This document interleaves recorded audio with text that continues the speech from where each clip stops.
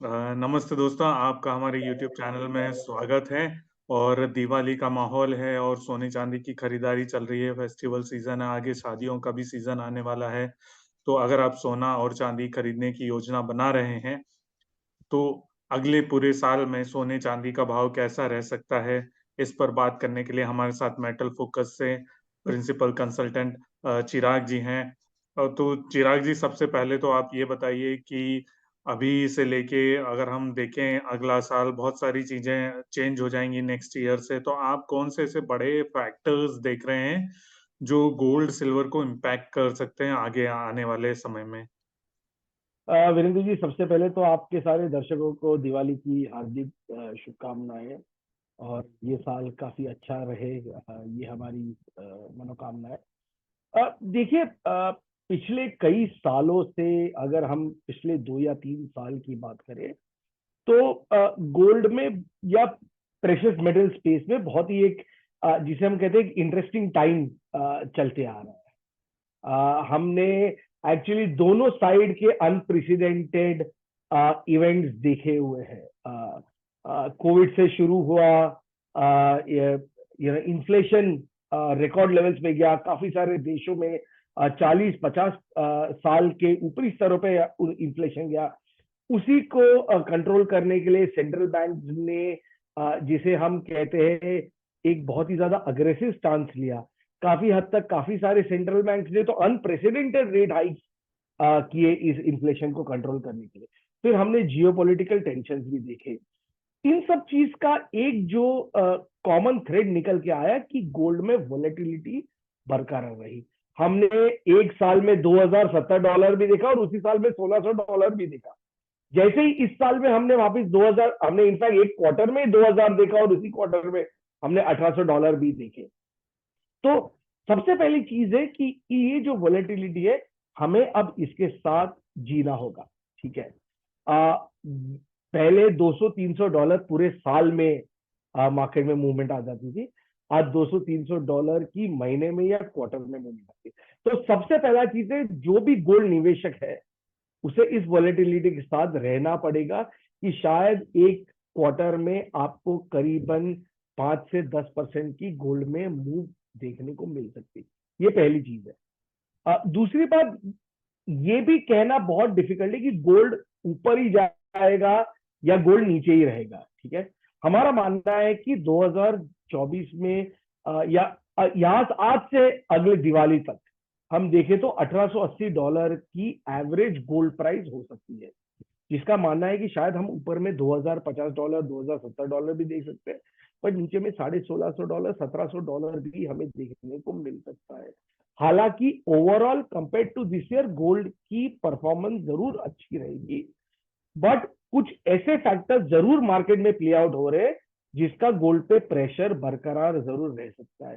जैसे अगर हमने अभी देखा, इसी महीने में अगर हम देखें, इसराइल हमास की वॉर हुई, $1800 से $2000 पे सोना चले गया और आज 2020 के आसपास से सोना कंटिन्यूसली गिरते जा रहा है $1950 पे। अब सोना वही कर रहा है जो सोने को करना चाहिए।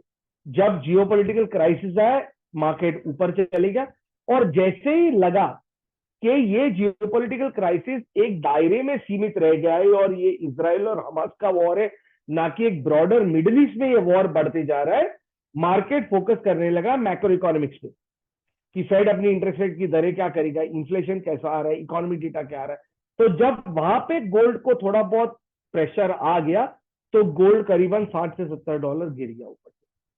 तो मैं कहूंगा जो भी निवेशक है उनको ये चीजों पे जरूर ध्यान देना होगा। ये हम नहीं कर सकते कि हमने सोना लेके रख लिया और उसको भूल गए। थोड़ा बहुत निम्बल फुटेड जरूर होना पड़ेगा। सर, आपने जैसे अभी बताया कि नीचे में $1650 भी आ सकता है, यानी यहाँ से हम देखें तो करीब $250 से $300 की गिरावट आ सकती है सोने में, क्योंकि ये बहुत बड़ा गिरावट अगर हम उस हिसाब से देखें। तो ये इसके पीछे कोई बड़ा फैक्टर आप देख रहे हैं कि इतनी ज्यादा गिरावट अगर स्विंग आती है, तो इतनी ज्यादा स्विंग का कौन सा ऐसा मतलब कौन से ऐसे फैक्टर है जो इसको इतना नीचे खींच सकते हैं? जरूर सर, आई थिंक यहाँ पे 2 या 3 इंपॉर्टेंट फैक्टर्स है जो सोने पे नीचे में जिसे प्रेशर जरूर आ सकता है। सबसे पहला है इंटरेस्ट रेट की दरें ऊपर में कायम रहे, ठीक है, रेट्स आए हैं। उसके अंदर कई ये जरूर थोड़ा बहुत क्लियर होते जा रहे हैं कि फेड अभी भी इंटरेस्ट रेट की दरें ऊपर में कायम रखने के लिए जिसे हम कहते हैं उनका झुकाव उस तरफ है, ठीक है। फेड बहुत ही ज्यादा अग्रेसिव रेट कट नहीं करना चाहते। अब एक जिसे हम कहते हैं ना कि मार्केट काफी सारी चीजों को डिस्काउंट करने लगता है, तो मार्केट ने फिलहाल एक 50 टू 100 बेसिस पॉइंट का रेट कट जरूर प्राइसिंग कर रहे हैं, बट अगर उतना रेट कट नहीं आता है, ठीक है, तो ऑब्वियसली मार्केट के लिए बहुत बड़ा सरप्राइज हो जाएगा। और हमने ये 2023 में देखा है, जब मार्केट एक 125 बेसिस पॉइंट की रेट कट एक्सपेक्ट कर रहे थे 2024 के लिए, और जब वो पूरी एक्सपेक्टेशन बदल गई तो कैसे हमने 100 से $150 का फॉल आते हुए देखा मार्केट में। तो मैं यही कह रहा हूं कि 100-150 अब कोई बहुत बड़ी बात नहीं रही है। आजकल एक महीने में या 2 हफ्तों में ही $50-60 का फॉल आ जाता है, तो एक साल में $100-150 या $200 की फॉल कोई बहुत बड़ी बात नहीं रही है। ये एक चीज है। दूसरी वीरेंद्र जी ये भी बहुत इंपॉर्टेंट है कि हमने पिछले कई महीनों में ऑयल के दाम बढ़ते हुए देखे हुए, जियोपॉलिटिकल टेंशन की वजह से या रशिया और ओपेक के देशों को जो प्रोडक्शन कट करते हुए, इसकी वजह से ऑयल के दाम जरूर बढ़े हुए, और वो भी एक इन्फ्लेशनरी पॉजिटिव जरूर हो सकता है। तो यहाँ पे सबसे बड़ा चीज है कि यूएस की इंटरेस्ट रेट दरें क्या करती है, यूएस की यील्ड्स क्या करती है, और ये जो हम कहते हैं कि ये गोल्ड के लिए एक बहुत ही ज्यादा सेंसिटिव मैटर हो जाता है। अगर आपकी यूएस की यील्ड 5% के आसपास बरकरार रहती है, तो एक इंस्टीट्यूशनल इन्वेस्टर या एक प्रोफेशनल इन्वेस्टर के लिए गोल्ड में पैसा डालना लॉजिक नहीं बनता है, क्योंकि वो एक सेफ एसेट में मुझे यूएस ट्रेजरी में 5% रिटर्न मिल रहे। और एक चीज, अगर हम ये रिसेंट रैली भी देखें जिसमें हमने $1800 से $2000 के अंदर भाव जाते हुए देखा हुआ है, वहां पे भी प्रोफेशनल इन्वेस्टर्स की बहुत ज्यादा बाइंग नहीं आई है। ऐसा नहीं है कि सीएफटीसी पोजिशनिंग बहुत ज्यादा अग्रेसिवली बुलिश हो गई है। ये मार्केट नेट शॉर्ट से नेट लॉन्ग जरूर चला गया है, क्योंकि एक लेवल ऑफ शॉर्ट कवरिंग आई और थोड़ी बहुत बाइंग आई है, बट प्रोफेशनल इन्वेस्टर्स अभी भी बहुत ही साइडलाइंस पे बैठे। बिल्कुल, कौंसिल ने रिपोर्ट भी लॉन्च की थी। वो कॉन्फ्रेंस में मैं भी था, तो वहां पर सोम सुंदरम जी ने एनालिसिस कर रहे थे। तो उन्होंने कहा था कि अभी तक शायद 9 महीने में ही 800 टन जो है सेंट्रल बैंक्स ने खरीद लिया है सोना, और पिछले अभी 3 महीने और बाकी थे, मतलब जो थर्ड क्वार्टर की रिपोर्ट थी उनकी, उसका एनालिसिस वो बता रहे थे। तो हो सकता है इस साल भी जो है सेंट्रल बैंक इतना खरीद ले सोना की, जो पिछले साल करीब मेरे हिसाब से 1150 या 1200 टन कितना खरीदा था। तो वो फैक्टर भी क्या कुछ प्ले इन कर सकता है, या वो अब कोई उसका असर नहीं ज्यादा दिखता है कि सेंट्रल बैंक लगातार 2 साल से खरीद कर ही रहे हैं, तो अब उसमें कोई ज्यादा वो असर नहीं डालेगा भाव के ऊपर, क्योंकि लोगों ने उसको डिस्काउंट कर लिया है।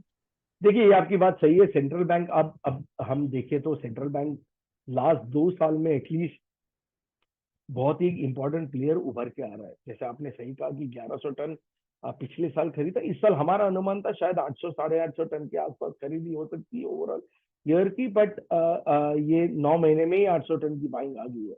तो शायद जरूर सेंट्रल बैंक वापस से 1000 टन के आसपास की बाइंग जरूर आ सकती है। देखिए, एक चीज समझना होता है कि सेंट्रल बैंक ओपन मार्केट में नहीं जाती है सोना बाई करने के लिए। सो सेंट्रल ऐसा नहीं है कि सेंट्रल बैंक बाई करती है तो गोल्ड के दाम बढ़ जाएंगे। हाँ, ये जरूर है कि जब गोल्ड गिरता है तो उसको एक सपोर्ट जरूर दे सकती है सेंट्रल बैंक। ये जैसे ज्वेलरी बाइंग होती है कि ज्वेलरी बाइंग में कभी सोने के दाम को पुश नहीं कर सकती, पर ज्वेलरी बाइंग जरूर एक सोने के दाम को एक फ्लोर दे सकती है। वैसे ही सेंट्रल बैंक है, ये बहुत ही सेंटिमेंट को इम्पैक्ट जरूर कर सकता है कि एक पॉजिटिव सेंटिमेंट मार्केट में लेके आ सकता है। तो इसका जरूर एक इंपॉर्टेंट प्लेयर है। मैं इसे खारिज नहीं करूंगा कि कहीं सेंट्रल बैंक का कोई मार्केट पे फर्क नहीं पड़ता, बट जो सबसे बड़ा जो प्राइस ड्राइवर होता है वो है इन्वेस्टमेंट डिमांड, और दूसरा है मैक्रो इकोनॉमिक सिनेरियो और सेंटिमेंट। ये अगर हम दो चीजें देखें तो ये सबसे बड़ी प्राइस ड्राइवर होती है। चिराग भाई, बहुत बहुत धन्यवाद आपका, अपना कीमती समय देने के लिए, और भी छुट्टी के दिन आपने जो है हमारे लिए आपका समय निकाला, उसके लिए आपका बहुत बहुत धन्यवाद।